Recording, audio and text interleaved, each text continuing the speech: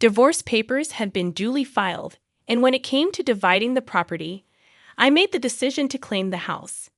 Despite my insistence, Ben dismissed any notion that he could contest it. Uttering those final words, he abruptly left the hospital room, indifferent to my pleas for him to wait and my desire for a meaningful conversation. That was how I found myself discarded, even in the midst of battling a serious illness like cancer. Loneliness enveloped me, but strangely, the negative emotions that once lingered in my heart began to dissipate. It was as if my love for Ben had evaporated. At that moment, I acknowledged that Ben, who had insulted me and consistently acted selfishly, deserved some form of retribution. I began calmly strategizing my revenge. My name is Wendy Morgan, a 50-year-old housewife living with my husband Ben. Our marriage, devoid of children, had spanned 30 years. Initially, I believed we were a supportive couple, but an irreparable rift had developed between us. In my understanding of marriage, partners should support, challenge, and complement each other. However, this was absent in our relationship. Returning from an errand, I found Ben demanding dinner immediately, oblivious to the continuous responsibilities of a housewife. Even on his days off, he prioritized his own leisure over supporting me. Over the years, Ben never extended a helping hand, regardless of how busy or unwell I was. His perception of a housewife's role seemed limited to constant labor, and he never allowed me to rest, even during illness. I had hoped for a marriage built on mutual support, but Ben's actions contradicted that ideal. The early days saw me attempting to bridge the gap, but Ben remained resolute, asserting his belief that as a housewife, I had no grounds to complain. Love had long faded, and I didn't anticipate unwavering support in everything. Still, I longed for simple kindness during challenging days. Ben's refusal to acknowledge my humanity and hardships widened the rift between us, turning our marriage joyless and meaningless. I grasped the situation more acutely than anyone else. It was during this realization that I sensed something awry with my health. While I had always been prone to illness, this time felt distinctly different. I promptly reached out to my father, who escorted me to the hospital, where I received the diagnosis of cancer. Fortunately, it was detected early, and the doctor assured me that I could commence treatment immediately.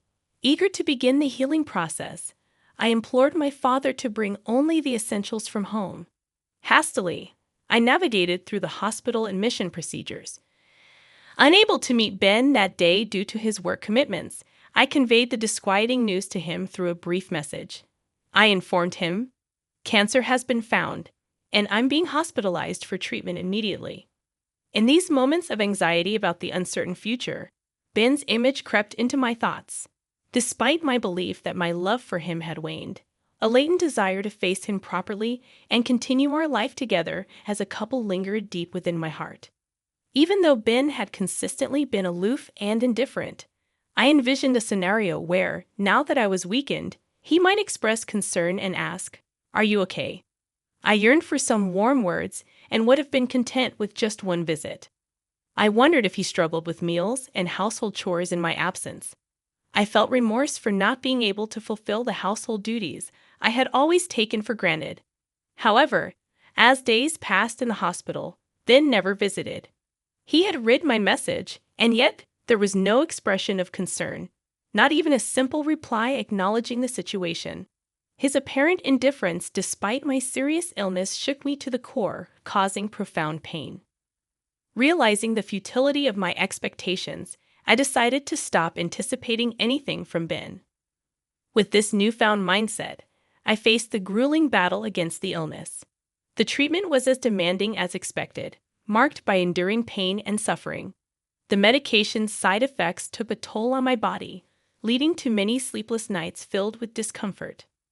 There were moments when I contemplated giving up on treatment, allowing my deteriorating body to take its course and end my life.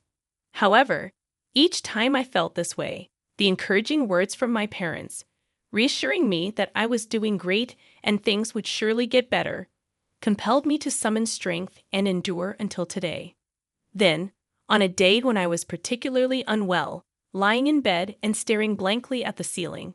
The door to my room unexpectedly swung open. It wasn't the day for my parents to visit, and I couldn't help but wonder who had entered.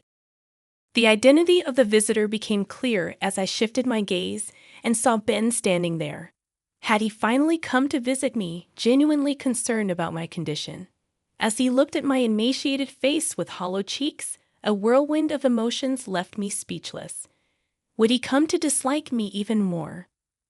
Without displaying any concern for my state, Ben sat on a chair next to the bed, stared at me, and laughed. So this is how bad one can look with cancer, huh? You don't even look like a woman anymore. His words made me feel as if the blood had drained from my face. These were words that should never be said to someone fighting cancer. I didn't want him to say anything more, but unaware of my feelings, Ben continued with even more hurtful words. Ever since you've been hospitalized and not at home, every day has been like heaven. The house is a mess, but I don't even have to go back there. Life is so comfortable without you. His heartless words reopened my wounds. Why must I be subjected to such cruel words? Why is there not a single word of concern from him? Although I wanted to vehemently criticize Ben, my weakened body couldn't move as I wished, and all I could do was silently accept his brutal words. I looked at Ben with a vacant gaze, and noticing my stare, he laughed condescendingly. Then, suddenly saying, "Oh yeah, by the way," he uttered unbelievable words. "Oh yeah, by the way, I've already filed the divorce papers. I'll be taking the house. As for the property division, you hardly have any right to refuse." The moment I heard those words, my vision blurred and twisted. Did he file the divorce papers without even consulting me? Why? As I was at a loss for words, Ben continued to speak. "I've really fallen for someone. She's 20 years younger, but I'm serious about her. I plan to be with her, so you're in the way." The realization that he was having an affair raced through my mind. However, then, having said what he wanted to, began preparing to leave. Wait a minute. Even as I said that, Ben paid no attention. There was clearly no love left for me in his heart. The realization was so painful that it didn't matter anymore. "I see. Understood." I said this, and Ben left the hospital room with a pleased laugh. After that, I endured my treatment with even more determination than before. Despite the hardships, I focused my will, resolved to completely cure my cancer and regain my health. 2 days passed like this. It might sound short, but for me, unable to sleep properly at night, those 2 days felt very long. I wondered if the divorce Ben mentioned really happened, or if he had said it just to unnerve me. The uncertainty was unbearable, but somehow I managed to continue my treatment. In fact, I had a trump card to completely bring down Ben. Even Ben, who seemed almost inhuman, would be thrown into chaos once he realized it. If panicked, he would surely try to contact me in some way. While waiting with this thought, Ben's call came in. Thinking it improper to answer in the hospital room, I pretended not to notice. But Ben persistently kept calling, even on silent mode. The continuous calls were too annoying. "I'm in the hospital room, and it's inconvenient to have my phone ringing, so please don't call." After sending this message, the calls finally stopped. But then came texts like, "Please let me talk to you just once. Please, I was wrong about everything. I'll apologize properly." Apparently, he had resorted to messaging since I wasn't answering his calls. All of his words seemed like self-defense. Probably, Ben realized why I accepted the divorce so easily. "Can I come over there now?" Faced with my silence, Ben seemed to have reached his limit and sent that message. Honestly, facing Ben now amidst my grueling battle with illness felt like nothing but pain. But if I refused, he would probably keep calling. So I replied, "Do as you like." My revenge was about to begin. Ben, who had unjustly treated me for so long and divorced without consent, deserved a severe punishment that would make him despise his life. I had been eagerly anticipating the moment when I could bring him down to the depths of despair. "Hey, what the hell is this all about?" Ben entered the room with a shout, his tone suggesting a palpable sense of panic. To an outsider, it might seem like he was overreacting, But given the circumstances, it was natural for Ben to be agitated.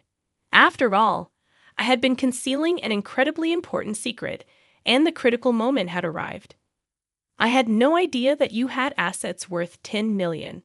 Why didn't you tell me how much you had? Ben spoke, placing my passbook on the desk, clearly displaying a deposit of over $10 million. I never mentioned it because you never asked. How could I imagine a housewife like you having so much money? If I knew you had this much, I wouldn't have divorced. That's not my problem. It's Ben's fault for divorcing me without proper confirmation. Stop with the pointless excuses. Despite his domineering behavior and divorcing me without my consent, Ben couldn't stop his selfish remarks upon discovering my assets. Why didn't you tell me? I wouldn't have divorced you if I knew. I decided to reveal the truth to the selfish Ben. The truth is, I accumulated this fortune of over $10 million through investments. I started to fill my spare time, and it was my parents who suggested, "Why don't you try investing?" Our family life was comfortable even on Ben's salary alone, but I wanted to contribute to our finances in some way. My father, knowledgeable about investments, immediately taught me diligently when I expressed interest. Thanks to his guidance, I started with the hope of making even a small profit and continued investing steadily. I made my first investment 5 years ago, and since then, I rapidly improved, becoming capable of earning significant amounts of money through investments. Even my father was astonished, saying, "I never expected you to grow this much." The profits I generated over these 5 years are the $10 million recorded in the passbook Ben brought. Actually, I was planning to tell you when the timing was right, but then I got cancer. You divorced me without listening to anything I had to say. I never intended to keep this wealth a secret forever.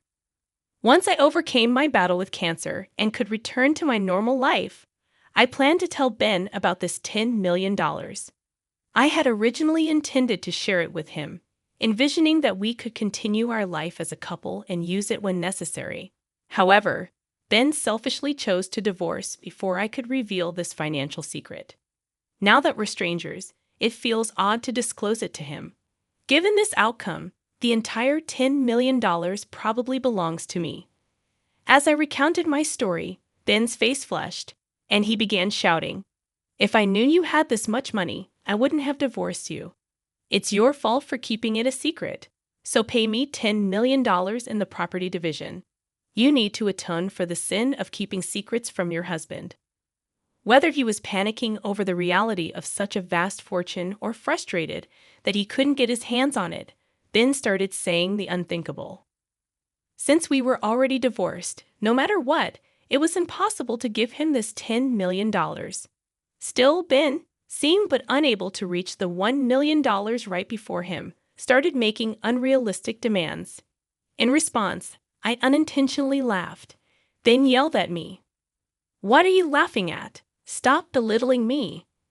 I've always been annoyed by your attitude. I never thought you'd be so cunning to have such a fortune as a wife. A wife's assets belong to her husband. You have to give me this $10 million. I never intended to keep this secret forever. I was planning to tell you. But you divorced me first. Stop making excuses. It's all your fault for keeping secrets." Without any recollection of making excuses, Ben became more enraged with each word I spoke, blaming and berating me. His shouting was too much for my head, still recovering from illness, and I couldn't bear it. Realizing it was futile to continue talking with Ben, who wouldn't accept my words and would surely try to make me the villain, I quickly ended it. "Enough is enough. You divorced me of your own accord, right? Who filed the divorce papers without my consent?